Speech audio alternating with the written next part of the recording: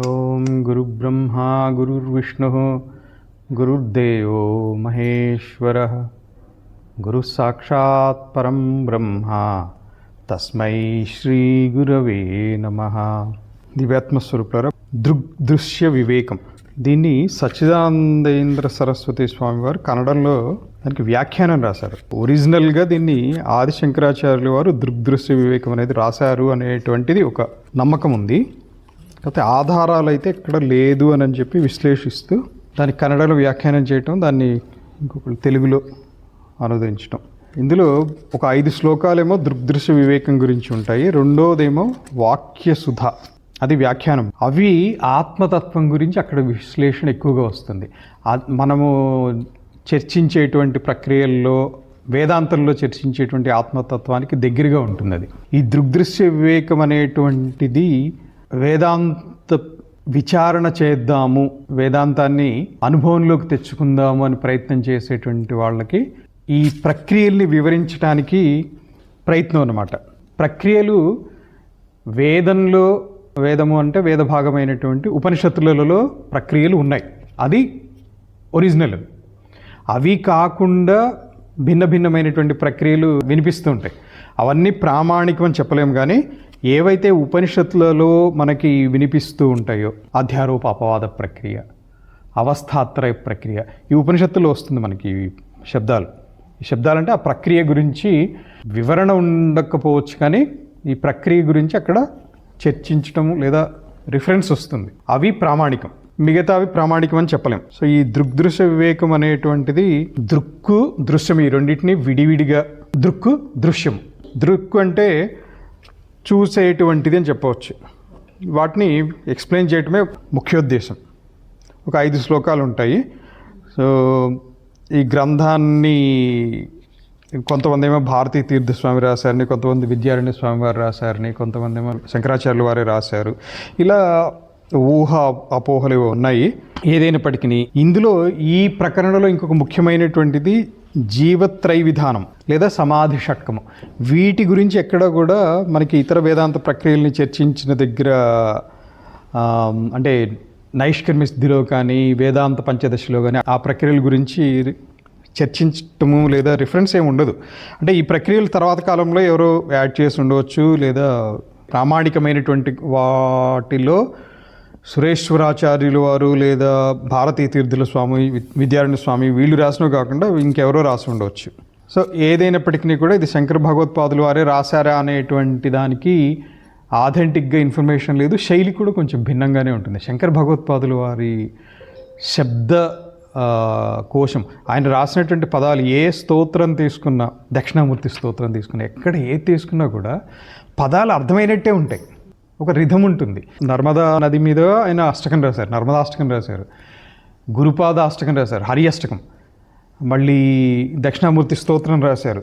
ఆయన చిన్న చిన్న స్తోత్రాలు రాశారు, పెద్ద పెద్దవి సౌందర్యలహరి లాంటివి రాశారు. ఆ పదశైలి, పద గంభీరత శంకర భగవత్పాదుల వారిది ఒక డెప్త్ ఉంటుంది. వినేటువంటి వాళ్ళకి ఆ శబ్దాలు అర్థం తెలిసినా తెలియకపోయినా కానీ అది వింటుంటే ఒక ఆనందం కలిగిపోతుంది. ఉదాహరణకి భజగోవిందం, దానికి అర్థం ఎవరికి? భజగోవిందం అంటే చిన్న పిల్లలకి భజగోవిందం అంటే అర్థం తెలియదు, గోవిందుడిని భజించు అనేది తెలియదు. అయినా భజగోవిందం భజగోవిందం గోవిందం భజమూఢమతే, ఇలా ఒక రిథం వచ్చేస్తూ ఉంటుంది వినేటువంటి వాళ్ళకి. సో ఇది శంకర భగవత్పాదుల వారు రాశారు అనేటువంటిది నిర్ధారణగా ఎవరు రాశారు అనేటువంటిది లేదు. శంకర భగవత్పాదుల వారి శైలికి భిన్నంగా కూడా ఉంది. ఇంకా వ్యాఖ్యానాలకు వస్తే ఆనందఘన వ్యాఖ్యానం, బ్రహ్మానంద భారతీ స్వామి వారి వ్యాఖ్యానం, ఇవన్నీ ఉన్నాయి. ఇప్పుడు ముముక్షులు అంటే మోక్షము సంపాదించాలి, ఆత్మజ్ఞానం అనుభవంలోకి తెచ్చుకోవాలి అనేటువంటి ఉద్దేశం ఉన్నటువంటి వాళ్ళు థీరీ ఒకటి చదివి అయిపోదు. థీరీ తెలిసింది, మాకు ఆత్మజ్ఞానం వచ్చేసింది అనుకుంటే అంతకంటే పెద్ద అపోహ అనేటువంటిది ఉండదు. థీరీ తెలిస్తే శ్రవణం అయినది అని అర్థం. అంటే శ్రవణం అయితే థీరీ తెలుస్తుంది, లేదా థీరీ తెలిసింది అంటే ఎక్కడో చదివారు లేదా విన్నారు. దాంతో వేదాంతం వంటపట్టింది అని కాదు. ఆ వేదాంతము విన్నటువంటి దాన్ని మననం చేయాలి. మననం ద్వారా కూడా ఇంకప్పటికీ నిర్ధారణ కానప్పుడు నిధిధ్యాసన చేయాలి. నిధిధ్యాసన ధ్యానము రెండు ఒకటి కాదు. నిధిధ్యాసన అంటే దాని యందు అలా కుదురుకుని ఉండిపోవటం ఆత్మతత్వంలో.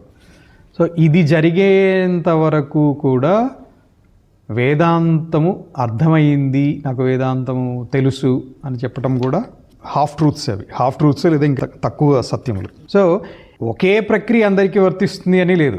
సాధకుడి యొక్క స్థాయి భేదాన్ని బట్టి భిన్నమైనటువంటి ప్రక్రియలు ఉన్న ప్రక్రియలలో కొన్ని ప్రక్రియలకి ఒక ప్రక్రియ కొంతమందికి వెంటనే పట్టేసేసి ఆ ప్రక్రియ ద్వారా వాళ్ళకి ఒక మంచి అనుభూతి వచ్చేస్తుంది. కొంతమందికి ఏ ప్రక్రియ చేసినా కూడా ప్రయత్నం జరుగుతూ ఉంటుంది, టైం పడుతూ ఉంటుంది. కారణం ఏంటి అంటే వాళ్ళ యొక్క స్థాయి భేదం. అది స్వాభావికం అంటారు దాన్ని. సో వేదాంత ప్రక్రియలేని ప్రచారంలో ఉన్నవన్నీ కూడా వేదాంత ప్రక్రియలను చెప్పలేం. ఈరోజు సమాజంలో చాలా ప్రక్రియలు చెప్తుంటారు. ఇది శ్వాస మీద ధ్యాస అంటారు. ఇది వేదాంతంలో ఎక్కడుంది? ఇది వేదాంత ప్రక్రియ కాదు. అలాగే సమాధి గురించి యోగులు చెప్పేటువంటి, ఇప్పుడు మా గురుగారు మాకు కుండలి యోగం నేర్పించినప్పుడు కుండలి యోగంతో సమాధి సిద్ధిస్తుంది, సమాధి ద్వారా ఆత్మసాక్షాత్కారం సిద్ధిస్తుంది. ఇది యోగ సిద్ధాంతం. కానీ వేదాంతం దీన్ని ఒప్పుకోదు.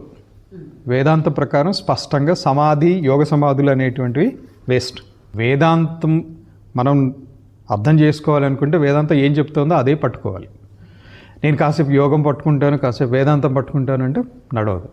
ఇది ఇంకా సింపుల్ ఉదాహరణ చెప్పాలి అని అంటే, కెమిస్ట్రీ క్లాస్ అయింది, తర్వాత మ్యాథ్స్ టీచర్ వచ్చి మ్యాథ్స్ చెప్తున్నారు. మ్యాథ్స్ చెప్పేటప్పుడు కెమిస్ట్రీలో కూడా ఫార్ములాస్ వస్తాయి. H2+O = 2H+O = H2O ఏదో వస్తుంది. ఆ ఫార్ములా ఇది మ్యాథ్స్, ఇది మ్యాథమెటిక్స్ లాగా H+O అంటే ఇంకొకటి ఏదో నేను రాస్తాను అని అంటే కెమిస్ట్రీ టీచర్ ఒప్పుకోరు.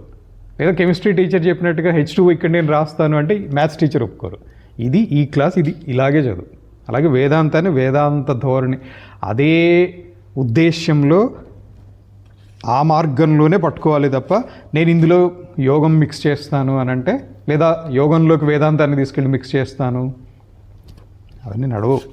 సో యోగ సాధనలు, యోగంలో చెప్పినటువంటి సమాధి ప్రక్రియలు, వీటిని వేదాంతంలో శంకర భగవత్పాదుల వారు స్పష్టంగా చెప్తారు.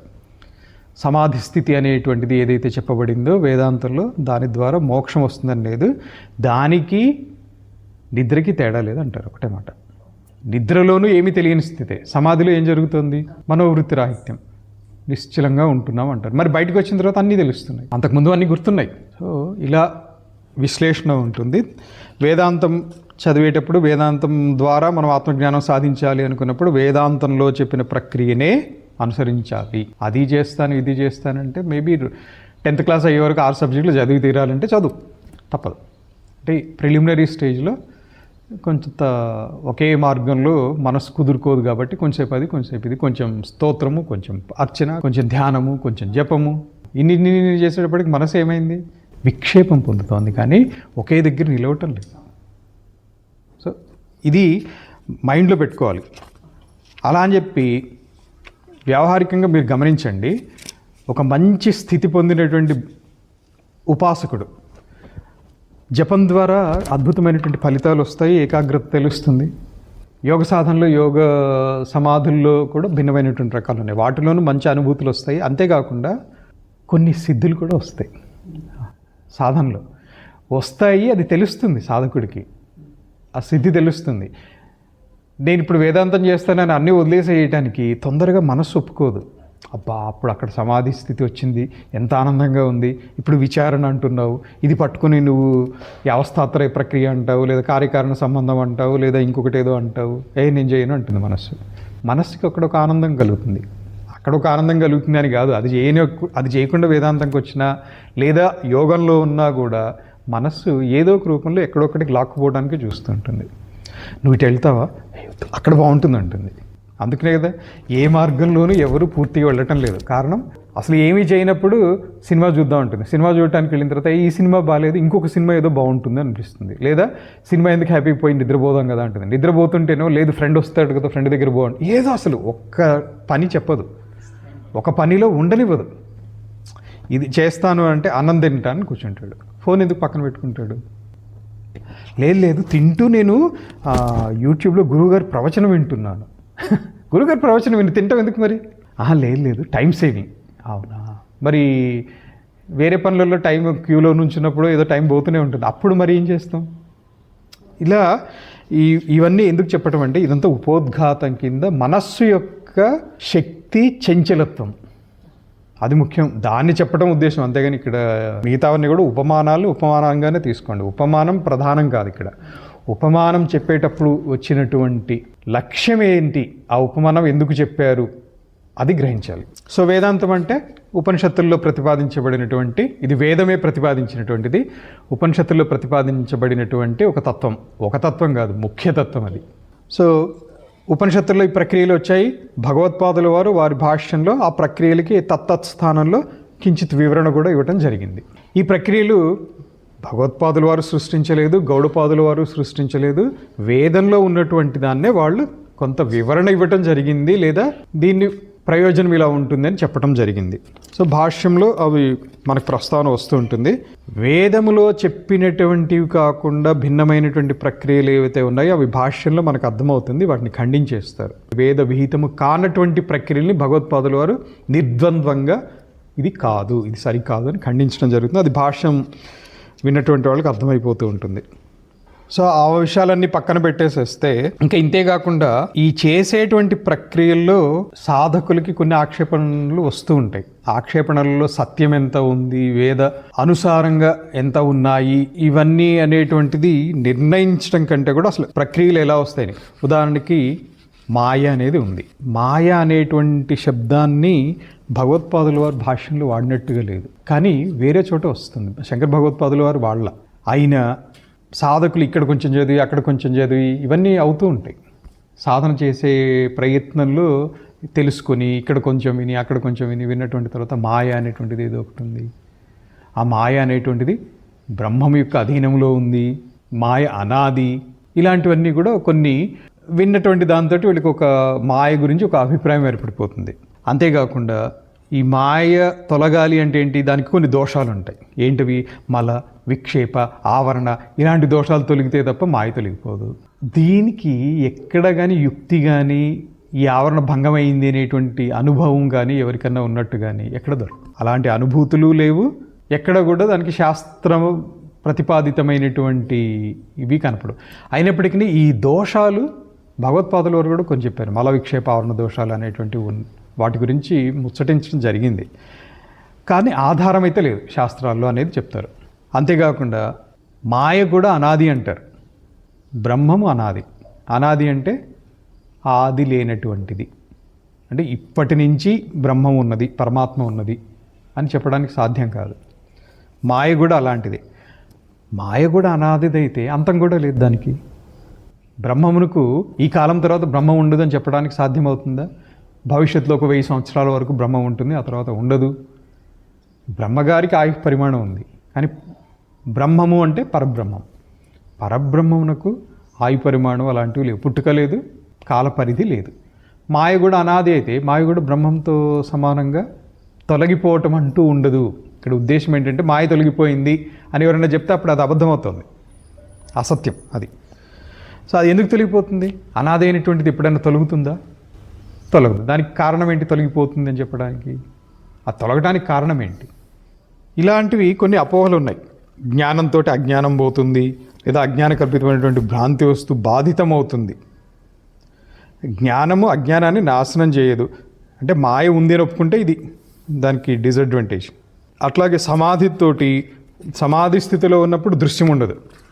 సమాధి అనుభవం కొంచెం వచ్చినా కూడా క్లియర్గా తెలుస్తుంది. సమాధి స్థితిలో ఏ విషయ వాసనలు ఉండవు, నిశ్చలమైనటువంటి మనస్థితి అలా ఉండిపోతుంది. అక్కడ దృక్కు లేదు, దృశ్యం లేదు. నేను ఇలా ఉన్నాను అని ఆ స్థితి నుంచి బయటికి వచ్చిన తర్వాత చెప్తాడే తప్ప ఆ స్థితిలో ఉండగా చెప్పడానికి సాధ్యం కాదు. యోగులు ఏమంటారు? అదే ఆత్మసాక్షాత్కారము లేదా ఆత్మ ఐక్య స్థితి, అది అనుభూతిలోకి వస్తుంది. మరి అందులో నుంచి బయటికి వచ్చిన తర్వాత సంశయాలు ఉండకూడదు కదా. అదే ఆత్మసాక్షాత్కారం అయితే సంశయాలు ఉండకూడదు కదా. పరమాత్మ గురించి వస్తాయి మళ్ళీ. అందుకనే గౌడపాదుల వారు కానీ భగవత్పాదుల వారు కానీ సమాధికి, నిద్రకు, మూర్ఛలో కూడా ఏమీ తెలియదు. మూర్ఛపోయాడు ఒక వ్యక్తి, లేదా కొంత ఎవరికి అనస్థీషియా ఇచ్చారు, అనస్థీషియా ఇచ్చిన వ్యక్తికి కూడా ఏం తెలియదు. ఆ ఎఫెక్ట్ ఉన్నంత వరకు. ఎఫెక్ట్ తగ్గుతూ ఉంటే కొంచెం కొంచెం మళ్ళీ ఏవో తెలుస్తుంటాయి. అన్నీ సమానం. కానీ బయటకు వచ్చిన తర్వాత మళ్ళీ ఆ వ్యక్తి అంతకు పూర్వం ఎలా అయితే ఉన్నాడో అలాగే, అంతకుముందు లడ్డు ఇష్టమైతే లేచిన తర్వాత కూడా, మూర్ఛ నుంచి లేచిన తర్వాత కూడా నాకు లడ్డు తెచ్చిపెట్టవా, 10 సంవత్సరాలు మూర్ఛలోకి పోయాడు. 10 సంవత్సరాలు అయిన తర్వాత లేచిన తర్వాత ఏమంటాడు? 10 ఏళ్ల క్రితము నేను మూర్ఛలో పోయానా, అంటే 10 ఏళ్ళు నాకేం తెలియలేదా? 10 ఏళ్ల క్రితం నువ్వు నాకు లడ్డూలు తెచ్చిపెట్టావా? మళ్ళీ తెచ్చిపెట్టు. అంటే ఇది అలాగే ఉండిపోయింది. సో ఇలాంటివి కొన్ని యుక్తికి నిలబడేటువంటివి కాదు. అంటే ఈ సమాధి స్థితి తర్వాత నుంచి బయటకు వచ్చాక అంటే ఏదైతే విషయ వాసనలు వెళ్ళిపోవడం జరుగుతుంది, మళ్ళీ అలాగే ఉన్నాయి. అలాగే ఉంటే సమాధి ప్రయోజనం ఎంత, నిద్రకి ఎంత ప్రయోజనం ఉందో సమాధి ప్రయోజనం కూడా అంతే అయింది. సో ఇలాంటివి ఉన్నాయి. ఇవన్నీ చూసుకుంటూ పోతే విచారణ ఒక స్థాయికి వచ్చిన తర్వాత ఈ చెప్పినటువంటి విషయాల్లో చాలా మటుకు అవును అనే అనిపిస్తుంది మనకు కూడా. అవును, విచారణ అసలు స్టార్ట్ కాలేదు. స్టార్ట్ కానటువంటి వాళ్ళకి ఇది చెప్తే విచారణ అంటే తెలియదు, తెలియకపోయినా పర్వాలేదు, కానీ కొంత స్వానుభవం కలిగింది. ఏది? దృశ్య నిరోధము, చిత్తచాంచల్య రాహిత్యము, ఇలాంటివి కొంత అనుభూతి కలిగింది. అప్పుడైనా కూడా ఇవి అర్థమవుతాయి. ఇవి ఏమి అర్థం కాకుండా అసలు ఎప్పుడు కూడా యోగంలో కానీ లేదా ఏదో ఒక విధంగా కానీ నిద్ర అనేది అందరికీ అనుభవమే. కానీ నాకు నిద్రలో ఇలా ఉంది అని ఒప్పుకోవటానికి కూడా మనసు చాలాసార్లు చంచలంగా ఉంటుంది. నేను నిద్రలో ఆనందంగా ఉన్నాను అని ఎంతమంది చెప్తున్నారు? రోజు నిద్ర అనేటువంటిది ఆనంద స్థితే కదా. ప్రతిరోజు కూడా నిద్ర లేవగానే ఆహా నేను ఆనంద స్థితి నుంచి ఇప్పుడు బయటకు వచ్చాను అనుకుంటున్నారు ఎవరన్నా? బయటికి వస్తూనే అరే టైం అయిపోయింది, అక్కడ పోవాలి, అయిపోయింది అంటే ఆ ఆనంద స్థితి యొక్క అనుభూతి కూడా మిగలటం లేదు లేశమంతా. అలాంటి వాళ్ళకి ఈ వివేకము ఇవన్నీ ఏం పడతాయి? దృక్కు, దృశ్యము, వివేకము, మాయ, ఇవన్నీ ముఖ్యంగా చెప్పుకునేటువంటిది పరమాత్మయే ఆత్మ. రెండు లేవు. అవన్నీ రెండు ఎందుకు లేవు, ఒకటే పరమాత్మ ఎందుకు అయ్యింది అనేటువంటిది వేదాంతంలో మనం ప్రశ్నోపనిషత్తులోను వాటిలోనూ స్పష్టంగా చెప్పుకుంటాం. తర్వాత ప్రశ్నల్లో ఇంతకుముందు ఉపనిషత్తుల్లోనూ చెప్పుకున్నాం, 4 ఉపనిషత్తులు. అది ఒక్కటే సత్యం, ఆత్మస్వరూపం. ఆ ఆత్మస్వరూపమే దృక్. దృశ్యం అనేటువంటిది మిగతాదంతా కూడా దృశ్యం. సో ఆత్మ కేవలుడు అంటే తనకు మాత్రమే, తనకు తానుగానే ఉంటాడు. తనకు తానుగా ఉండటానికి ఇతరమైనటువంటి ఏ అపేక్ష లేదు. ఇప్పుడు నేను ఉండాలంటే నాకు ఇతని సపోర్ట్ ఉండాలి, అలాంటివన్నీ ఉన్నాయంటే ఏంటి? ఒక్కడుగా ఉండట్లేడు అని అర్థం. ఆత్మకి ఇటువంటి స్థితి లేదు. ఆత్మ అహర్నిశలు అని మనం అనుకోవటం. నిజానికి కాలము కూడా లేదు ఆత్మలో. కాలము కూడా కల్పితమైనటువంటిది, కాల విభాగం. దిక్కు అనేటువంటిది ఏ విధంగా మనము సూర్యోదయాన్ని బట్టి తూర్పు అని నిశ్చయించుకున్నాం. అంతే తప్ప సూర్యోదయం లేనప్పుడు తూర్పు అనేది ఏది చెప్తావు? సూర్యుడిని ఆధారం చేసుకుని ఇది తూర్పు, ఇది అని దిక్కులు ఏర్పరచుకోవడం జరిగింది. అవి సాపేక్షికం. అదేవిధంగా కాలం కూడా సాపేక్షికమే. దానికి స్థిరమైనటువంటి అస్తిత్వం లేదు కాలానికి. కల్పితం. అందుకనే కల్పితం అంటారు దాన్ని. కేవలుడుగా ఉంటాడు, తను అంతటినీ కూడా చూస్తూ ఉంటాడు. కానీ ఆత్మ చూసిందని ఎవరికి తెలుస్తోంది? ఆత్మ చూస్తున్నాడని ఎవరికి తెలుస్తోంది? ఇది అనుభవంతో తెలిసేటువంటిది. థియరిటికల్గా మనం ఇక్కడ కూర్చుని ఆత్మ కేవలుడు, ఆత్మ దృక్స్వరూపుడు, ఆత్మ సాక్షి స్వరూపుడు, అంతటినీ చూస్తున్నాడు అని చెప్పి ఇక్కడుండి ఎలా చెప్పగలం మనం? చెప్పడానికి సాధ్యం కాదు. ఆ స్థితిలో వెళ్తేనే అవును ఆత్మ సర్వవ్యాపి, సర్వాంతర్యామి. కానీ థియరీ వింటేనే ఒక తత్వం అనేది అర్థమవుతుంది. దీన్ని అనుభవంలోకి తెచ్చుకోనంత వరకు, అనుభవంలోకి ఎలా తెచ్చుకోవాలి? దానికోసమే ఈ ప్రక్రియ. ఈ దృగ్దృశ్య వివేకంలో ఈ గ్రంథంలో చెప్పుకోబోయేటువంటి ఆత్మతత్వము, ఆత్మ యొక్క వివరణ ఏదైతే ఉంటుందో అది ఆ ప్రక్రియలకి, ప్రక్రియలకి, ఆత్మ విచారణకి ఉపయుక్తమైనటువంటి అంశాలు. అందుకనే వేదాంతులు దృగ్దృశ్య వివేకాన్ని భగవత్పాదుల వారు రాశారా లేదా ఇవన్నీ పక్కన పెట్టేసేస్తే ఆత్మ యొక్క వివరణ ఏదైతే వస్తుందో ఇక్కడ అది వేదాంతానికి దగ్గరగా ఉంటుంది. ప్రారంభ దశలో ఉన్నటువంటి సాధకులకి ఒక మంచి అవగాహన కూడా కలుగుతుంది. దానికోసం అని చెప్పి ఈ ప్రకరణని ఆరంభించడం జరిగింది. ఈ ప్రకరణ ద్వారా తత్వం అనేటువంటిది ఒక అవగాహన వస్తుంది, ప్రక్రియకి ఉపయుక్తం. ప్రక్రియ అంటే ఏమని చెప్పాను? ప్రాసెస్. ఆ ప్రాసెస్ని స్పీడప్ చేయడానికి ఈ ప్రక్రియలు ఉపయోగపడతాయి. ప్రకరణ అంటే ఏంటి మరి? ప్రకరణ అంటే ఏదైనా శాస్త్రాన్ని అధ్యయనం చేయడానికి ముందు దాంట్లో చెప్పనటువంటి విషయాలు అందులో వాడతారు, కానీ దాని గురించి వివరణ ఉండదు. అలాంటి వివరణ తెలిస్తే తప్ప ఆ శాస్త్రం అర్థం కాదు. ప్రిలిమినరీ గ్రంథం అనుకోవచ్చు. అంటే ఆ శాస్త్రంలో ఉదాహరణకి ఏదో ఒక ఇంజనీరింగ్ సబ్జెక్ట్ ఉంది, కంప్యూటర్ సైన్స్, కెమికల్ ఇంజనీరింగ్ ఏదో సబ్జెక్ట్ ఉంది. కెమికల్ ఇంజనీరింగ్ సబ్జెక్ట్ ఇంజనీరింగ్ లెవెల్లో చదవడానికి ముందు చిన్నప్పటి నుంచి ఒక్కొక్క క్లాస్లో కొంత పీరియాడిక్ టేబుల్స్ అని, కెమికల్ ఫార్ములాస్ అని, బాండింగ్ అని, కార్బన్ అని, ఇవన్నీ ఏదో మెల్లగా చెప్పుకుంటూ కెమికల్ ఇంజనీరింగ్ లెవెల్కి వచ్చేటప్పటికి వాడికి ఈ బేసిక్స్ చదవాల్సిన అవసరం లేదు, బేసిక్ అవగాహన ఉంది, అక్కడికి వస్తాడు. అలాగే ప్రకరణ గ్రంథాలు అనేటువంటివి ప్రిలిమినరీ ఇన్ఫర్మేషన్, అందులో చెప్పబోయేటువంటి అంశాల గురించి కొంత ఉంటాయి.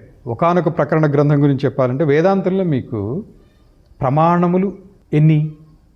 వేదాంతంలో వేదాంత శాస్త్రము షట్ ప్రమాణాలను అంగీకరిస్తుంది. కానీ ఆ 6 ప్రమాణాల గురించి వివరణ ఏమి ఉండదు. 6 ప్రమాణాల గురించి వివరణ ముందుగా చదువుకొని అక్కడికి వెళ్తే, వేదాంతంలోకి వెళ్తే షట్ ప్రమాణయుక్తాహ అని చెప్పగానే ఈ 6 అవి అనేటువంటిది స్ఫురణకు వస్తుంది. ఏది ఎక్కడ వాడుతున్నారు అనేటువంటిది కోరిలేషన్ వస్తుంది, అవగాహన వస్తుంది. అలాగే ఈ దృగ్దృశ్య వివేకంలో చెప్పినటువంటి ఆత్మతత్వము, ఆత్మ గురించి వివరణ వేదాంత ప్రక్రియల్ని అనుభవంలో, సాధనలోకి తెచ్చుకోవటానికి ఉపయోగకరమైనటువంటి విషయం చెప్తోంది. కాబట్టి దీన్ని కూడా ప్రకరణ గ్రంథం కింద వేదాంతులు అంగీకరిస్తారు. అందుకనే ఇది మనం ఈ సెషన్లో పెట్టుకోవటం జరిగింది. ఇవి తెలిస్తే విచారణ, వేదాంత విచారణ అనేటువంటిది సులభతరం అవుతుంది. సో ఆత్మ దృక్స్వరూపుడు అని చెప్పడం కోసం రూపం దృశ్యం లోచనం దృక్ తద్దృశ్యం దృక్తు మానసం దృశ్యాధీవృత్తయ సాక్షి దృకేవ నతు దృశ్యతే. పదాలు పొందిక సులభంగా అర్థమైపోతాయి. రూపం దృశ్యం, కనిపించేటువంటిది. రూపం అంటే ఏంటువంటిది? కనిపించేటువంటిది. అదేంటి? దృశ్యం. ఈ దృశ్యాన్ని చూసేది ఎవరు? కళ్ళు. లోచనం దృక్, లోచనం అంటే కళ్ళు, లోచనం దృక్. సో నేను నిన్ను చూస్తున్నాను, నువ్వు దృశ్యము, నేను దృక్కు కాదు. ఇప్పటికీ స్టార్టింగ్లో ఈ కన్నుటి ద్వారా చూసినటువంటిది ఇంకొకటి చూస్తున్నాడు వెనకాల. కన్ను చూసింది అని అంటున్నాం కానీ కన్ను ఇది మనిషి, ఇది టేబుల్, ఇవేం చెప్పడు. అది అంత విశ్లేషణ లేదు దానికి. ఉన్నది ఉన్నట్టుగా అలా చూస్తుంది అంతే, కామ్గా, ఒక లెన్స్ లాగా. తద్దృశ్యం దృక్ తుమానసం. తత్ దృశ్యం, ఇక్కడ తత్ అంటే లోచనం, లోచనం దృశ్యం. ఎవరికి? దృక్ తు మానసం, మనస్సు అక్కడ దృక్ అయింది. అంటే మనస్సు కంటి ద్వారా వచ్చినటువంటి విషయాన్ని గ్రహించి విశ్లేషణ చేసేటువంటిది, దాన్ని అంతఃకరణం కూడా అంటారు. ఈ మనస్సులో ఒకటే ఉంటుందా? చాలా ఉంటాయి. ఎట్ ఏ టైం నువ్వు కనిపిస్తున్నావు, నీ వెనకాలది కనిపిస్తుంది, గోడ, ఇది అన్నీ కనిపిస్తున్నాయి. దేనికి అంటే ఇన్ని వృత్తులు ఏర్పడ్డాయి. ఈ వృత్తులన్నీ కూడా దృశ్యాలే. ఈ దృశ్యాలన్నీ కూడా ధీవృత్తయ, దృశ్యాహ ధీవృత్తయ అంటే బుద్ధికి ధీవృత్తులు దృశ్యములు. వీటిని చూసేది ఎవరు అంటే ఈ మనసులో వచ్చినటువంటి ఈ వృత్తులు అంటారు వీటిని. ఈ ధీవృత్తులు అంటే బుద్ధి వృత్తులు లేదా అంతఃకరణ వృత్తులు. అంతఃకరణంలో వృత్తులు అంటే వృత్తి అని ఎప్పుడైతే అన్నారో అదొక దృశ్యం అనేది ఉపలక్షణంగా నేత్రాన్ని, లోచనాన్ని చెప్పడం జరిగింది. ఉపలక్షణం అంటే ఏంటి? నేత్రం అని ఎప్పుడైతే చెప్పారో నేత్రం ద్వారా రూపం దృశ్యం, కర్ణము ద్వారా శబ్దము దృశ్యమే. అది దృశ్యం అన్నాను కానీ శబ్దం అంటాం, కానీ అది వృత్తే. అలా నేత్రము గురించి చెప్పిన వివరణ మిగతా 4 జ్ఞానేంద్రియాలకు కూడా వర్తిస్తుంది. వాటి యొక్క విషయాలన్నీ కూడా వృత్తులే అంతఃకరణానికి. మనస్సు అనండి, ధీ అంటే బుద్ధి. సింపుల్గా విడివిడిగా ఒక్కొక్కసారి చెప్పినా అంతా కలిపి మళ్ళీ ఒకేసారి అంతఃకరణం అంటారు. మనస్సే అంతఃకరణం అని చెప్పి మనం ఇంతకుముందు ఏ ఉపనిషత్తులో చెప్పుకున్నామమ్మా? దీని ముందు ఉపనిషత్తులోనే చెప్పుకున్నాం, ప్రశ్నకి ముందు కేన ఉపనిషత్తులో చెప్పుకున్నాం అన్నమాట. కేన ఉపనిషత్తు శాంకర భాష్యంలో అది వచ్చింది. సో అంతఃకరణం అన్నా మనస్సు అన్నా కానీ సమానార్థకంగానే వాడతారు, లేదా బుద్ధి అంటారు. బుద్ధి అన్నా అంతఃకరణం అన్నా సమానార్థకంగానే తీసుకుంటారు. ఆ సందర్భాన్ని బట్టి ఒక పదం ఏదో వాడుతుంటారు, కానీ ఏదైనా కూడా అంతఃకరణమే అని ఒకటే పదంలో తీసుకోవచ్చు. సాక్షి దృక్కేవ. సో చివరికి దృక్కేవరు అంటే సాక్షి. ఎవరి సాక్షి? పరమాత్మ. నా దృశ్యతే. ఆయన ఎవరు చూస్తున్నారు? ఆయన్ని చూసేవాళ్ళు ఎవరిని ఉన్నారా? లేరు. అందుకనే నా దృశ్యతే. ఆయన కనపడాడు, పరమాత్మ ఎవరికి కనపడాడు. కనపడాడు అంటే అర్థం ఏంటి? ఆయనని కంటి ద్వారా చూడలేము, చెవి ద్వారా వినలేము, నోటి ద్వారా వివరించలేము, స్పర్శ తెలుసుకోలేము పరమాత్మ యొక్క స్పర్శ. కానీ అంతటా ఉన్నాడు, అన్నీ చూస్తున్నాడు, అన్నీ చేస్తున్నాడు, అన్నీ వింటున్నాడు. ఇదంతా కూడా కేనోపనిషత్తులో చెప్పుకున్నాం. శ్రోత్రస్య శ్రోత్ర చక్షుషశ్చక్షు, ఇవన్నీ చెప్పుకున్నాం. చెవికి చెవి ఆయన, అంటే చెవి వింటోంది అంటున్నాం, కానీ చెవి వినేటువంటి దాన్ని వినేటువంటిది ఆయన. అదే సాక్షి. ఆ సాక్షే దృక్, మిగతాదంతా దృశ్యమే. ఈ మిగతాదంతా దృశ్యమే అనటానికి ఇక్కడ లెవెల్ చెప్పుకుంటూ వచ్చారు. ఫస్ట్ లెవెల్లో కన్ను, నెక్స్ట్ లెవెల్లో మనస్సు, నెక్స్ట్ లెవెల్లో సాక్షి. అంటే మనస్సుని కూడా ఆయన గమనిస్తూ ఉంటాడు. మనస్సుని గమనిస్తున్నాడు అంటే మిగతా అన్ని గమనించినట్లుగా. అందుకనే సర్వాంతర్యామి, సర్వజ్ఞుడు, ప్రతిదీ ఆయనకు తెలుస్తుంది అంటే అర్థం అది. ఇలా దీనికి ఇంకా కొంచెం వివరణ. వ్యవహారంలో మనందరం ఏమనుకుంటాం? నువ్వెవరు అంటే ఏం చెప్తాం? నువ్వెవరు? నా పేరు ఇది, ఇదే నేను, నాకు దెబ్బ తగిలిందండి, నా కాలుకి ముళ్ళు గుచ్చుకుందండి, నాకు ముళ్ళు గుచ్చుకుంది, లేదా నాకు రక్తం వస్తుంది, దెబ్బ తగిలి నాకు రక్తం వస్తుంది, నాకు నొప్పి వస్తుంది, నేను మెడిసిన్ వేసుకున్నా. మెడిసిన్ నోరు కదా తీసుకుంది, నేను మెడిసిన్ ఎట్లా వేసుకున్నా? కానీ వ్యవహారంలో ఇట్లాగే అంటాం. ఇది వ్యవహారం. దీనికి కారణం ఏంటి? నేను ఆలోచన చేస్తా అంటాడు. ఆలోచన ఎవరు చేస్తారు? అంతఃకరణం. ఇది అంతఃకరణం యొక్క ప్రక్రియ, దాని యొక్క పరిధి అది. పరమాత్మ ఆలోచించవలసిన అవసరమే లేదు. ఆయన ఎందుకు వృత్తులు లేవు, సంకల్పములు లేవు. సంకల్ప వికల్పాలు లేనటువంటి పరమాత్మ ఆలోచన ఎందుకు చేస్తారు? ఇది చదువుతున్నా, ఇది వెలుగుతోంది సిస్టమ్. ఈ వెలిగేటువంటి దానికి కారణం ఏంటి అంటే కరెంట్. ఇది వెలుగుతోంది, నేను చదువుతున్నా, ఇది కనిపిస్తోంది. వీటన్నిటికీ ఆధారం కరెంట్. కరెంట్ చదువుతుందా? కరెంట్ చదవదు, నేను చదువుతున్నా. కానీ నేను చదవటానికి కరెంట్ అవసరం. ఇది వెలగడానికి కరెంట్ అవసరం, ఇది వెలగడానికి కరెంట్ అవసరం. అదేవిధంగా పరమాత్మ తనుగానే ఉంటూ అలా తటస్థంగా తన స్థితి మాత్రంతో వీళ్ళందరికీ కూడా ఆ శక్తిని ప్రసాదిస్తున్నారు. కరెంట్ ఏం మారిపోట్ల. సరే బిల్లు వస్తుంది అవన్నీ, అది వ్యవహారికం. కానీ ఇక్కడ తీసుకోవాల్సినటువంటిది ఇంతవరకే. కరెంటు తనుగానే ఉంటుంది. వీటిని తమ కార్యాన్ని, ఒక్కొక్క ఉపాధికి ఒక్కొక్క ధర్మం ఉంది. అది వెలిగింది, ఇది ఎందుకు వెలగదు అంటే అలాంటి ధర్మం దీనిది కాదు, దానిదే ధర్మం. మనం ఏమంటున్నాము?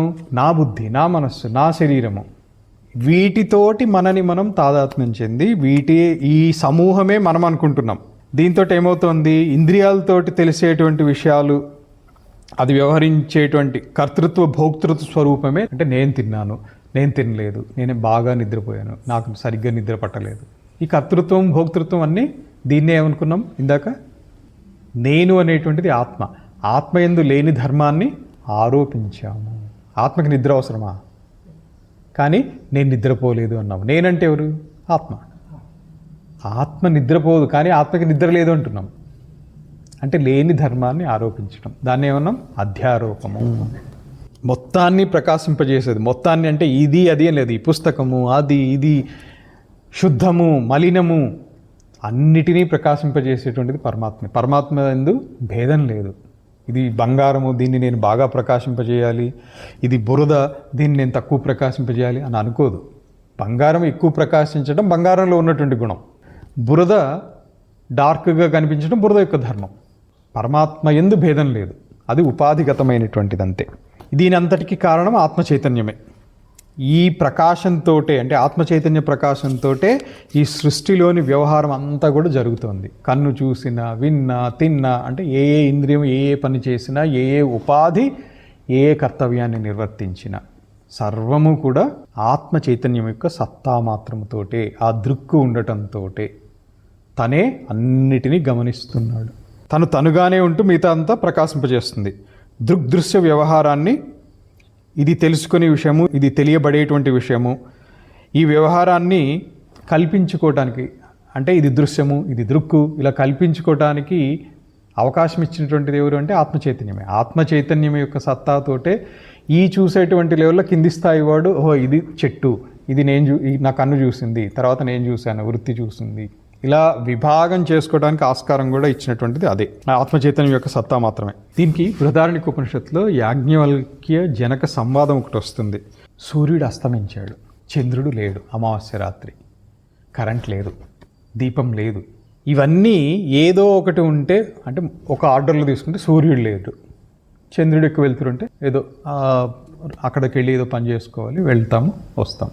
చంద్రుడు కూడా లేడు, అమావాస్య, కనీసం నక్షత్రాల కాంతి వస్తుంది, ఇది ఉత్తర దిక్కు, నేను ఉత్తర దిక్కు కొంత దూరం వెళ్ళాలి, ఏదో ఒక అవగాహన వస్తుంది. అవి కూడా లేవు, కనపడటం లేదు. ఏదో ఒక దీపం ఉంటే దీపం పట్టుకొని పోతాం, అది లేదు. అటువంటి కటిక చీకటిలో ఎవరి యొక్క ఆధారంతో ఒక వ్యక్తి తన కార్యాన్ని నిర్వర్తించగలడు? ఇది ప్రశ్న. దానికి సమాధానం వస్తుంది జనక యాజ్ఞవల్క్య సమాధానంలో, అదే చెప్తాను.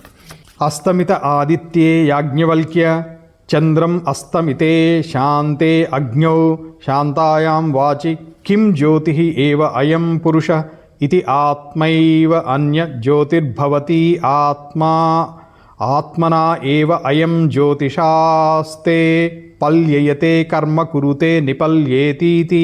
ప్రశ్న ఏంటంటే, యాజ్ఞవల్క్య, సూర్యుడు అస్తమించాడు, అగ్ని ఉపశమించింది, అంటే దివిటి కానీ అగ్ని చూపించేటువంటిది ఏం లేదు, లేదా కరెంటు పోయింది మనం అనుకుంటాం, అంటే కరెంట్ లేదు. ఆదిత్యుడు చంద్రుడు అస్తమించి అగ్ని లేదు.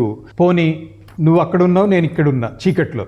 బాబు నువ్వు ఎక్కడున్నావు అంటే, స్వామీజీ నేను ఇక్కడున్నాను, మీరు గుడి ముందుకు రండి, నేను అటు వస్తున్నా, అలా ఏదో ఒకటి వాక్కుతోటని కానీ చెప్పుకోవచ్చు. కానీ దానికి కూడా అవకాశం లేదు. అప్పుడు ఈ కర్తవ్యం ఎలా నిర్వర్తిస్తారు? వాక్కు కూడా శాంతమైనప్పుడు ఈ పురుషునకు జ్యోతి ఏది? జ్యోతి అంటే తమ పనిని చేయటానికి సహకారిగా ఉండేటువంటిది ఏది, ప్రకాశాన్ని ఇచ్చేటువంటిది ఏది? ఈ జనకుడు అడిగినటువంటి ప్రశ్న ఇది యాజ్ఞవల్కుడిని. దీనికి యాజ్ఞవల్కులు వారు చెప్తారు, ఆత్మయే జ్యోతి. ఆత్మసత్తాతోటే ఇదంతా జరుగుతుంది. ఆత్మజ్యోతి సహాయంతో మనం కూర్చున్నా, నుంచున్నా, ఏదైనా పని చేసినా ఆత్మసత్తా సహాయంతో చేయగలుగుతాం. వింటున్నాము అంటాం. ఎలా వింటున్నాం? చెవి గొప్పతనమా, మనస్సు గొప్పతనమా అది వినటానికి? వినేది ఎవరు? పోనీ చూస్తున్నాం, కన్ను చూస్తుందా? సాధారణంగా వ్యవహారపరంగా చూస్తే అవుననే అంటాం. సరే, మరి కన్ను దృశ్యం చూసింది అంటే కొంచెం డెప్త్కి వెళ్ళి అండర్స్టాండింగ్ వచ్చిన వాళ్ళని అడిగితే ఏం చెప్తారు? కన్ను దృశ్యాన్ని తీసుకుని వెళ్ళి మనస్సుకి అందిస్తే మనస్సు విశ్లేషణ చేసి ఇది ఫలానా నాగేషు, ఫలానా వ్యక్తి అని చెప్తుంది అని అంతఃకరణ స్థాయికి వెళ్తారు. అంటే ఇవన్నీ అవే చేస్తున్నాయి అనేటువంటిది అవగాహన. మరి శరీరంలో నుంచి ప్రాణం వెళ్ళిపోతే అదే కన్ను చూస్తుందా? అదే మనసు ఆలోచన చేస్తుందా? అదే అంతఃకరణం లేదా ఇవన్నీ పనిచేస్తున్నాయా? ఎందుకు తెలుసుకోవట్లేదు? ప్రాణం పోవటం దాకా ఎందుకు? నిద్రపోతున్నాడు. కొంతమందికి నిద్రలో కళ్ళు తెరుచుకుని నిద్రపోయే అలవాటు ఉంది. ఆ కళ్ళ ముందు తనకు బాగా తెలిసినటువంటి వ్యక్తి తిరుగుతున్నాడు, గుర్తుపడతాడా? లేదు. ఇంకా అంత దాకా కూడా అక్కర్లా. ఒక వ్యక్తి సీరియస్గా టీవీ చూస్తున్నాడు, ఆ టీవీలో ఏదో మంచి నచ్చిన అంశం ఏదో కనిపిస్తోంది. ఇతని పక్క నుంచే ఒక దొంగ వెళ్ళాడు. కన్ను ఒక వ్యక్తి వెళ్ళింది కూడా గమనించలా. మామూలుగా ఉంటే ఇక్కడ ఉంటే అక్కడ పోయేది కూడా తెలుసు తనకి. పక్క నుంచి వెళ్ళింది కూడా గ్రహించలేని స్థితిలో ఉన్నాడు. అదే కన్ను మరి ఎందుకు పట్టుకోలేకపోయింది? అంటే చైతన్య ప్రసరణ వ్యాప్తి చెందాలి అక్కడ. ఇలా దీని అంతటికి కారణం ఏంటంటే ఆత్మ చైతన్యమే. అంటే ఇప్పుడు ఆత్మ చైతన్యం అంతా కూడా టీవీ మీదకే పోయింది. ఒక్క డిగ్రీ కూడా అటు ఇటు చూడటం లేదు. ఇతను కూర్చుంటున్నాడు, ఇతను నడుస్తున్నాడు, ఇతను పని చేస్తున్నాడు, ఇవన్నీ కూడా ఆత్మజ్యోతి సహాయంతో జరుగుతాయి, అంతే తప్ప ఇతరమైనటువంటి సహాయంతో కాదు. ఈ సమాధానం యాజ్ఞవల్కులు వారు ఇచ్చారు. ఈ విధంగా అన్ని వ్యవహారాలు కూడా స్వయం జ్యోతి దృక్స్వరూపుడు అయినటువంటి ఆత్మ యొక్క ఆధారంతో నడుస్తున్నాయి. ఆ ఆత్మయే పరమార్థము. ఇదే వేదాంత సిద్ధాంతం. అద్వైత సిద్ధాంతం యొక్క ముఖ్య ఉద్దేశం ఏంటి? పరమాత్మ ఒక్కటే సత్యము, పరమాత్మయే సత్యము, అన్యమైనటువంటిది ఏది సత్యము కాదు. ఈ సిద్ధాంతాన్ని జిజ్ఞాసులకు బోధించడం కోసమే ఈ దృగ్దృశ్య వివేకము ఈ ప్రకరణం యొక్క ఉద్దేశం. సో ఇందులో ఇప్పుడు చెప్పుకున్నటువంటి శ్లోకంలో ఆత్మ కేవలం దృక్స్వరూపుడు, అది స్టెప్ బై స్టెప్గా చెప్పుకున్నాం. ఒకేసారి ఆత్మ దృక్స్వరూపుడు అని చెప్పేసి లేకుండా దృశ్యం కన్ను దృక్కు, కంటికి మనస్సు దృక్కు, మనస్సుకి ఆత్మ దృక్కు, ఈ విధంగా చెప్పుకుంటూ వచ్చాం. ఇదే విధంగా మిగతా జ్ఞానేంద్రియాలకు కూడా వర్తిస్తుంది. ధీవృత్తులు దృశ్యములు సాక్షి దృక్కు, దీని గురించి ఇంకొంచెం విచారణ చేద్దాం. మిగతా అంతా కూడా ఆల్రెడీ చెప్పిందే, మీకు అర్థమైపోయిందని నా ఉద్దేశం. ఇంకొకటి గ్రహించాల్సింది ఏంటంటే, ఏ ఇంద్రియము కూడా తనను తాను తెలుసుకోలేదు. కన్ను దృశ్యాన్ని చూస్తోంది, కానీ కన్ను తనను తాను చూసుకోలేదు. మనస్సు కంటి ద్వారా వచ్చినటువంటి దృశ్యాన్ని పట్టుకోగలుగుతుంది, కంటిని దృశ్యంగా చేసుకోగలుగుతుంది, కానీ తనను తాను మనస్సు తెలుసుకోదు. మనస్సును చూసేటువంటిది పరమాత్మ. ఇంద్రియము దృశ్యం, మనస్సు దృక్. అదే మనస్సు దృశ్యము సాక్షి దృక్. దీన్నే ధీవృత్తులు దృశ్యములు అంటాం. మనస్సులో ఒకే ఆలోచన ఉండదు, ఒక క్షణం సేపు ఇలా కూర్చుంటే ఎన్ని ఆలోచనలు పరిగెడుతుంటాయి మీరే చూడండి. వాటినే వృత్తులు అన్నారు. ఒక్కటి ఉండదు, ఒకే క్షణంలో ఎన్ని ఆలోచనలు వస్తాయి మనం లెక్క కూడా చెప్పలేం. ఆ వృత్తులు లేదా దృశ్యములు, ఈ దృశ్యాలన్నింటినీ గమనించేది ఎవరు? సాక్షి, పరమాత్మ, ఆయన దృక్. ఈ మనస్సు అన్న ధీ అన్న అంతఃకరణం అన్న ఇక్కడ సమానార్థకంగా తీసుకోవచ్చు. మనము సరే కంటి ద్వారా చూడటం లేదు, ప్రశాంతంగా ఎస్పెషల్లీ ధ్యానంకి కూర్చుందాము అనుకున్నప్పుడు ప్రశాంతంగా, లేదా ఏదైనా చదువుదామని కూర్చున్నా, లేదా ప్రశాంతంగా ఒక 2 క్షణాలు అలా కళ్ళు మూసుకుని ధ్యానం అంటున్నారు కదా, ఎక్కడికి వెళ్ళినా కూడా ధ్యానం చేయండి అని చెప్తున్నారు కదా. సరే నేను కళ్ళు మూసుకుని కూర్చుని చూస్తాం. కూర్చోగానే లోపల అసలు వీడియోలు పరిగెడుతుంటాయి. ఒక వీడియో కాదు, 2 వీడియోలు కాదు, అది తిరుగుతూ ఉంటాయి. అవన్నీ ఏంటి మరి? అవి దృశ్యాలే, వృత్తులు అన్నాం వాటిని, లేదా మనసులో కలిగేటువంటి దృశ్యాలు. మరి ఆ దృశ్యం ఎవరు చూస్తున్నారు అంటే మళ్ళీ అక్కడే దృక్కు, సాక్షి. ఇప్పుడు కంటి ద్వారా ఆ దృశ్యం చూడటం లేదు, మనస్సే ఒక అంతకుముందు చూసినటువంటి దృశ్యాన్ని పట్టుకొచ్చి ప్లే చేస్తూ ఉంటుంది. దానికి అక్కడ నీకేం ప్లే బటన్ కూడా నొక్కాల్సిన అవసరం లేదు, బ్యాటరీ ఛార్జింగ్ అయిపోయిందనే బాధ లేదు. ఆ దృశ్యాలు పరిగెడుతూ ఉంటాయి. ఎప్పటికో ఒక క్షణం అయిన తర్వాత అరే ఎందుకు ఇవన్నీ ఆలోచనలు నాకు వస్తున్నాయని కొంచెం వివేకంతో ఎవరైతే నేను చూడవలసింది ఇది కాదు అని మళ్ళీ కాస్త స్థిరపరచుకుంటారో కొంచెంసేపు ఆగుతాయి. ఆపేటువంటి దానికి కారణం ఏంటంటే మళ్ళీ ఆత్మ చైతన్యమే. ఆగింది అమ్మయ్య అనుకున్నారా, మళ్ళీ మనసు ఇంకోటి కొత్తది పట్టుకొచ్చేస్తుంది. ఇది నిరంతర ప్రక్రియ. దాన్ని సాధనతోటి ఎక్కువసేపు ఆపటమే సాధన. ఎక్కువసేపు దృశ్యాలు మనస్సులోకి వచ్చేసేసి, దృశ్యాలంటే ఏంటి? చూసినవి కావచ్చు, విన్నవి కావచ్చు, ఏ విషయాలు పట్టుకొస్తూ ఉంటుంది. ఎప్పుడో చిన్నప్పుడు విషయాలు కూడా పట్టుకొస్తుంది. ఎప్పుడో చిన్నప్పుడు నువ్వు నా దగ్గర పెన్సిల్ తీసుకున్నావట, నువ్వు నా పెన్సిల్ని అడిగితే నేను ఇవ్వను అన్నావట, అది ఇప్పుడు గుర్తొచ్చింది 50 ఏళ్ళ తర్వాత. ఎందుకు వస్తుంది అంటే కారణం ఎవరు చెప్తారు? దానికి కారణం ఉండదు. మనస్సు లీల అంతే, క్రీడ. దీనికి ఎప్పుడైతే ఒక దృశ్యం వచ్చిందో ఒక మనసులో ఒక అల లాంటిది ఏర్పడింది.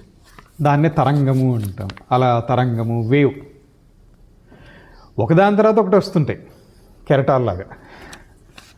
ఇది ప్రతిదానికి అంటే శబ్దానికి అలాగే అలల్లాగా వస్తుంటాయి, రూపానికి వస్తుంటాయి, లేదా గంధానికి వస్తుంటాయి, లేదా స్పర్శ ఒకప్పుడు టచ్ అయినటువంటిది కావచ్చు. అది అన్నీ వస్తూ ఉంటాయి, అలలుగా వస్తుంటాయి, తెరలుగా. అలా వచ్చింది అంటేనే మనస్సుకి ఆ విషయంలో ప్రవర్తన ఏర్పడుతుంది.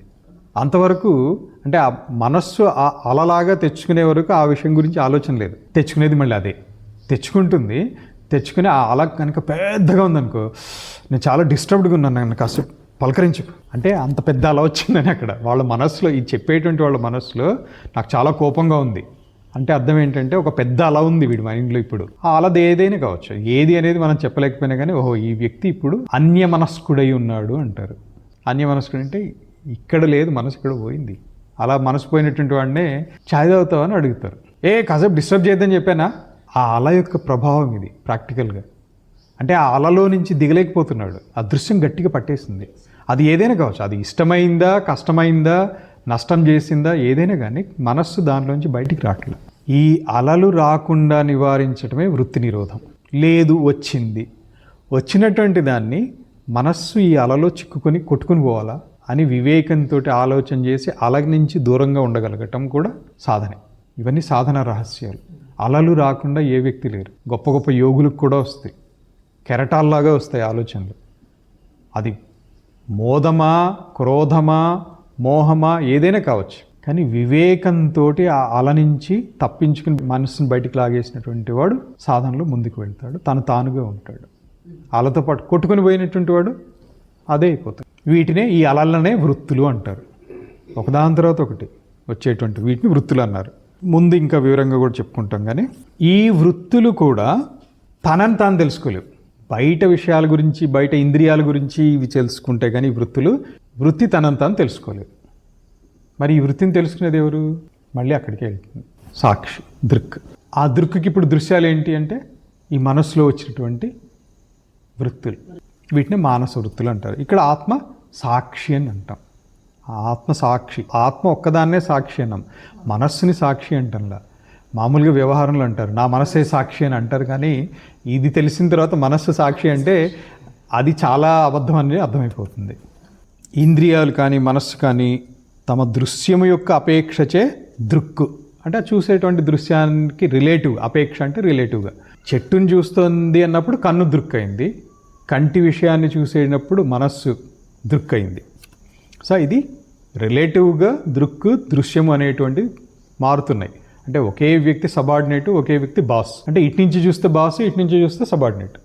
అట్లా దృక్కు దృశ్య అనేటువంటివి అవి మారుతూ ఉంటుంది వాటి రోలు. సో ఒకే కాలంలో కన్ను కానీ మనసు కానీ ఇవన్నీ కూడా దృగ్దృశ్యాలు అయ్యి ఇంద్రియ మానసముల కంటే ఆత్మ కేవలం దృక్రూపుడుగా ఉంటాడు. ఆత్మ ఎప్పుడు కూడా దృశ్యం కావట్లేదు, దృక్కుగానే ఉంటున్నాడు. ఆత్మ మాత్రమే స్థిరంగా ఉంటున్నాడు. ఇలా చెప్పడంతో ఏంటంటే వీటన్నిటికీ కూడా విలక్షణమైనటువంటి వాడు ఆత్మ. ఇంద్రియములకు, అంతఃకరణానికి, వీటన్నిటికీ విలక్షణుడు ఆత్మ. విశిష్టమైనటువంటి ధర్మం కలిగినటువంటి వాడు విలక్షణుడు. ఇప్పుడు కన్ను ఎదురుగుండా ఉన్నటువంటి వస్తువుని అన్ని సందర్భాల్లోనూ చూడలేదు. ఇది ఇంతకుముందు చెప్పుకున్నాం. కారణాలు ఏదైనా ఉండొచ్చు. ఉదాహరణకి సైట్ వచ్చింది, సైట్ వస్తే ఈ అక్షరాలు కనపడవు. కొంతమందికి దూరంగా ఉన్నటువంటి కనపడవు. బస్ మీద బోర్డ్స్ కనపడవు. కొంతమందికి ఆ బోర్డు చదవలేరు. పక్క వాళ్ళని ఇది ఏ ఊరు వెళ్తుందండి ఇది అడుగుతారు. ఆశ్చర్యపోయేవాడిని, అదేంటి అని తెలియనప్పుడు అరే బోర్డు ఇంత స్పష్టంగా ఉంది, ఓ వీళ్ళకి చదువు రాదేమో అనుకున్నా. అంటే వెల్ ఎడ్యుకేటెడ్ పర్సన్. మళ్ళీ కొంచెం 2-3 సార్లు అయిన తర్వాత కొంచెం అవగాహన వచ్చి అర్థం చేసుకున్న తర్వాత అప్పుడు అర్థమైంది ఏంటంటే వాళ్ళకి కనపడదు. అది కన్ను ఉంది లేదా అంటే కన్ను దాన్ని గ్రహించాలి, చూడాలి అని అంటే ఒక మీడియా అవసరం.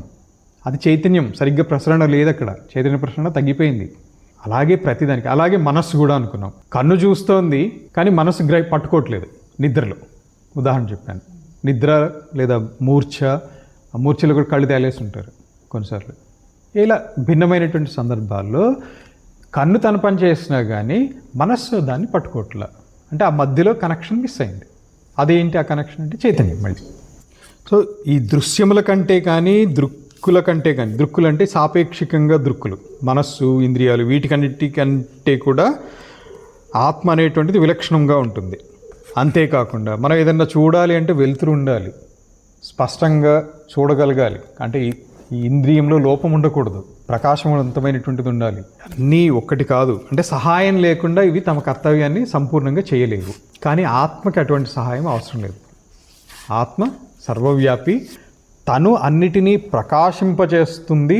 తనని ఇంకొకళ్ళు ఎవరు ప్రకాశింపచేయలేరు. తను ఇంకొక పదార్థానికి దృశ్యము కాదు, ఆల్వేస్ దృక్కుగానే ఉంటారు. ఆత్మ మనస్సును తెలుసుకోవడానికి మధ్యలో ఇంకొక సహాయం అవసరంలా. మనస్సు ఇంద్రియముల యొక్క వృత్తుల్ని తెలుసుకోవడానికి చైతన్యం యొక్క సహాయం అవసరం. చైతన్యం లేనప్పుడు కన్ను చూసే విషయాన్ని మనస్సు పట్టుకోలేదు. ఇది చెప్పుకున్నాం ఇంతకుముందు ఉదాహరణ కూడా. కానీ ఆత్మకి మనస్సులో వచ్చేటువంటి వృత్తుల్ని గ్రహించడానికి ఇంకొకరి సహాయం అవసరం లేదు. తనే మనస్సులో వృత్తుల్ని, మనస్సుని యాక్టివేట్ చేయటానికి, మనస్సు పనిచేయటానికి శక్తి ఇచ్చేటువంటిది, మనస్సులో జరిగేటువంటి విషయాల్ని గ్రహించేటువంటిది అంతా కూడా ఆత్మే. తనకి ఇతరుల సహాయం అవసరం లేదు. అందుకనే సాక్షి అంటాం. సో వ్యాకరణ ప్రకారం చూసుకుంటే సాక్షి అంటే వేరుగా ఉండి చూసేటువంటి వాడు. అలాగే నైయాయికుల ప్రకారం కూడా సాక్షి అంటే న్యాయశాస్త్రం చదివేటువంటి వాళ్ళు ఉంటారు కదా, లా ప్రకారం సాక్షి అంటే విట్నెస్ అంటారు. ఇంగ్లీష్లో విట్నెస్ అంటారు. విట్నెస్ అంటే ఏంటి? ఆ జరిగేటువంటి సంఘటనలో ప్రమేయం లేకుండా దూరంగా అంటే ఇంత దూరం అంత దూరం అని కాదు, కానీ విడిగా ఉంటూ చూసేటువంటి వాడు సాక్షి. ప్రత్యక్ష సాక్షి ప్రవేశపెట్టండి. కానీ అటువంటి సాక్షి కాదు ఇక్కడ. ఒకలాగా చెప్పాలి అంటే తటస్థంగా ఉంటూ చూసేవాడు అంటే తటస్థంగా ఉంటూ చూస్తాడు. తను ఏమి ఇన్వాల్వ్ కాడు. అక్కడ ఏమైనా జరిగిపోయి తనుగానే ఉంటాడు, ఏ మార్పు పొందడు. ఈ మార్పు పొందడు అనేటువంటిది కంటిలోనే ఉంది. కన్ను దృశ్యాన్ని చూసేటప్పుడు మార్పు పొందింది అని చెప్పలేము, అది తర్వాత దాంట్లో ఒకటి వస్తుంది. సరే, ఇప్పుడు కన్ను దృక్కు అన్నారు, మనస్సుకి దృశ్యం అన్నారు. అలాగే మనస్సు దృక్కు అన్నాము, ఆత్మకి మనోవృత్తులు దృశ్యములు అన్నారు. మనోవృత్తులు దృశ్యం అంటే మనస్సు దృశ్యము అని. అదేవిధంగా ఆత్మ ఎందుకు దృశ్యం కాకూడదు? ఇది ఆక్షేపణ. అంటే కొంచెం విచారణ చేసి అడిగేటువంటి డౌట్ అనుకోవచ్చు. ఇవి దృశ్యములు అయినప్పుడు ఆత్మ కూడా దృశ్యం ఎందుకు కాకూడదు? ఆత్మను కూడా చూడటానికి సాధ్యం ఎందుకు కాదు? అది సాధ్యం కాకనే కదా ఇంత డిస్కషన్స్. సాధ్యం అయ్యింటే అసలు డిస్కషనే లేదు అక్కడ. ఆత్మని దృక్కే అని అసలు ఎలా నిర్ధారించాలి? ఆత్మే దృక్కుని ఎలా నిర్ధారించాలి? దీనికి ఆన్సర్ సాక్షి అనే పదంతో వచ్చేస్తుంది. ఎందుకంటే ఆత్మ సర్వసాక్షి. సర్వసాక్షి అంటే అంతటినీ చూసేటువంటి వాడు. అంతటినీ చూసేటువంటి వాడు ఇంకొకడు ఉన్నాడు అంటే ఆ ఇంకొకడు ఆత్మ తప్ప ఇంకొకడు లేడు. ఇంకొకడు ఉంటే ఆ ఇంకొకడు ఈ ఆత్మ కన్నా దృశ్యం కావాలి. ఈ ఆత్మకి దృశ్యం అయింది అంటే అర్థం ఏంటి? ఆ ఆత్మకి ఈ ఆత్మ దృశ్యము, ఈ ఆత్మకి ఆ ఆత్మ దృశ్యము. అంటే ఈ దృక్కు అక్కడ దృశ్యమయ్యాడు, ఆ దృక్కు ఇక్కడ దృశ్యమయ్యాడు. ఆత్మలు రెండు లేవు అసలు. అలా ఆత్మ ఒక్కటే అనేటువంటిదే నిర్ధారణ. అలా ఇంకొక దృక్కు ఉన్నాడు అంటే అర్థం ఏంటి? ఆత్మ యొక్క నిత్యత్వం బాధితమవుతుంది. ఆత్మ నిత్య వస్తువు. నిత్య వస్తువు అంటే ఎప్పుడూ కూడా తటస్థంగా ఒకేలాగా ఉండేటువంటిది. తనతోటి పోల్చగలిగినటువంటి వస్తువు ఇంకొకటి లేదు. పోల్చగలిగినటువంటి వస్తువు ఇంకొకటి లేదన్నప్పుడు ఇంకొకటి చూస్తున్నాడు అని అంటే అక్కడ పోలిక వచ్చేసింది. అంటే ఈయన చేయగలిగిన పని ఇంకొకటి చేస్తున్నాడు. ఇంకొకటి చేస్తున్నాడు అని అంటేనే ఇక్కడ అద్వైతం బాధితమైంది. రెండో వస్తువు ఉంది అని అంటే ఒకే వస్తువు, ఆత్మ ఒక్కటే, సర్వాంతర్యామి, సర్వవ్యాపకము అనేటువంటివి బాధితమవుతున్నాయి. అక్కడ భంగం కలుగుతుంది. అంతేకాకుండా చిత్స్వరూపుడు, స్వయం ప్రకాశుడు. ఆయన స్వయం ప్రకాశుడు, ఇంకొకటి చూస్తున్నాడు అంటే అర్థం ఏంటి? చూడటం ఎప్పుడు? ప్రకాశము వీళ్ళ మీద పడితే చూస్తున్నారు. అది ఎవరి ప్రకాశం మరి? ఈయన స్వయం ప్రకాశుడైనప్పుడు సూర్యుడు ఉన్నాడమ్మా. సూర్యుడిని చూడటానికి మనం క్యాండిల్ వెలిగించి తీసుకోవాలా, లేదా ఒక లైట్ వేసి చూడాలా? అలా చూస్తున్నాము అని అంటే సూర్యుడు స్వయం ప్రకాశుడా? అలా చూడగలుగుతున్నామంటే అదేవిధంగా ఆత్మ స్వయం ప్రకాశుడు కాబట్టి ఇంకొకళ్ళు ఎవరు ప్రకాశింపచేయలేరు. సరే, ప్రకాశింపచేయలేకపోయారు, చూడొచ్చు కదా. అలా చూడగలిగిన వాడు ఇంకొకడు ఉండడానికి ఆస్కారమే లేదు. ఈ ప్రకాశాన్ని చూడగలుగుతున్నాడు అని అంటే ఇంతకు మించినటువంటి వాడే అయి ఉండాలి. అటువంటి పదార్థం ఇంకొకటి లేదు. ఆత్మే సర్వోన్నతమైనటువంటిది, పరమాత్మ. ఆ పరమాత్మ కంటే ఇంకా మించిన వాడు ఇంకెవరు ఉన్నారు? కాబట్టి ఇంకొక దృక్కు ఉండే ఆస్కారం లేనప్పుడు ఈ ఆత్మ దృశ్యం అవడానికి పాసిబిలిటీ ఎలా ఉంది? అంతటినీ చూసేటువంటి వాడిని ఎప్పుడైతే సాక్షి అంటే ఇందాక అర్థం చెప్పేటప్పుడు ఏం చెప్పాము? అంతటినీ చూసేటువంటి వాడు సర్వసాక్షి. అంతటినీ చూస్తున్నాడు అంటే తనని ఎవరో చూస్తున్నారు అనేటువంటిది కూడా ఈయనకి తెలుసు. మరి ఆ వ్యక్తి లేదా ఆ సాక్షి ఇంకొకళ్ళు ఉన్నారు అనుకున్నాము. ఆ సాక్షి ఈయనని చూస్తున్నాడు, మరి ఆ సాక్షి అంతటినీ చూస్తున్నాడా? అసలు ఆ సాక్షి ఉన్నాడని ఎలా తెలుస్తుంది? అంటే ఆ సాక్షిని చూడడానికి ఇంకొక సాక్షి అవసరమా? అది నెవర్ ఎండింగ్. అలా అలా అలా పెరుగుతూ పోతుంది తప్ప అది ఎక్కడ ఎండింగ్ ఉండదు. అందుకని ఆత్మ సర్వసాక్షి, అక్కడే ఆగిపోతుంది. దాని అర్థం ఏంటి? ఆత్మ ఇంకొక వస్తువుకి దృశ్యము కాదు ఎప్పటికీ. ఈ దృక్కులు ఏవైతే మనం చెప్పుకున్నామో, మనస్సు కానీ ఇంద్రియాలు కానీ, ఇవేవి ఆత్మని తెలుసుకోవడానికి సాధ్యం కాదు. వీటన్నిటికీ స్వయంగా ఇవి చిత్ప్రకాశం లేదు స్వతహాగా. ఆత్మ ప్రకాశం మీద ఆధారపడి, ఆత్మచైతన్యం మీద ఆధారపడి ఇవన్నీ తమ తమ కర్తవ్యాన్ని నిర్వర్తిస్తున్నాయి. సాక్షిగా ఉండటం మూలన ఏమవుతుందంటే నిత్య దృక్ స్వరూపుడే అనేటువంటిది సిద్ధమవుతుంది. ఎప్పటికీ కూడా దృశ్యము కాదు, ఇతరులతోటి, ఇతర వస్తువుతోటి చూడబడేటువంటి వాడు కాదు. చూడబడేటువంటి వాడు కాదు అంటే వినబడేటువంటి వాడు కాదు, చెప్పబడేటువంటి కాదు. అంటే మనోవాక్ ఇంద్రియ అగోచర స్వరూపం అని చెప్పడానికి సాక్షి అనేటువంటిది ఇక్కడ మొదటి దాంట్లో వివరించారు. అంతేకాకుండా ఈ తెలుసుకోవటంలో తను తానుగానే ఉంటూ తెలుసుకుంటాడు, రూపాంతరం పొందడు. ఇది రేపు చెప్పుకుందాం. ఈ విచారణ ప్రాక్టికల్ అప్రోచ్. ఇది వేదాంతము థియరిటికల్గా చూసేది సరిపోదు, థియరిటికల్గా చూసి అర్థం చేసుకుంటే సరిపోతుంది కాదు. వేదాంతము, ఇక్కడ వేదాంతం అని చెప్పడంలో ముఖ్య ఉద్దేశం ఆత్మజ్ఞానం. ఆత్మజ్ఞానం అనేటువంటిది విచారణ ద్వారా సులభంగా పొందగలిగేటువంటిది అంశం. ఈ విచారణ చేయడానికి కాల స్థల నియమాలు ఏం లేవు. ఉదాహరణకి ధ్యానం చేయాలంటే ఇలా కూర్చోవాలి, ఇలా చేయాలి, ఇక్కడ కూర్చోవాలి, అలా లేదా పూజ ఏదో చేయాలి, ఏదో ఒక జపం చేయాలి, కొన్ని నియమాలు ఉంటాయి ప్రతిదానికి.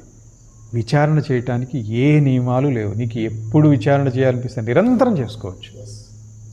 నిద్రపోయే ముందు చేస్తా, నిద్ర లేచిన తర్వాత చేస్తా, నిన్ను నడుస్తూ చేసుకో. ఆత్మ సర్వవ్యాపి, ఎక్కడ ఉన్నా కూడా ఆత్మ గురించి ఆలోచన చేసుకోవచ్చు. అదే విచారణకి ఇతర మార్గాలకి ఉన్నటువంటి తేడా. ఈరోజు సెషన్ అయిపోయింది. ఓం తత్సత్. ఓం సహనావవతు సహనౌ భునక్తు సహ వీర్యం కరవావహై తేజస్వినావధీతమస్తు మా విద్విషావహై. ఓం శాంతి శాంతి శాంతి. ఓం తత్సత్. శుభం భూయాత్.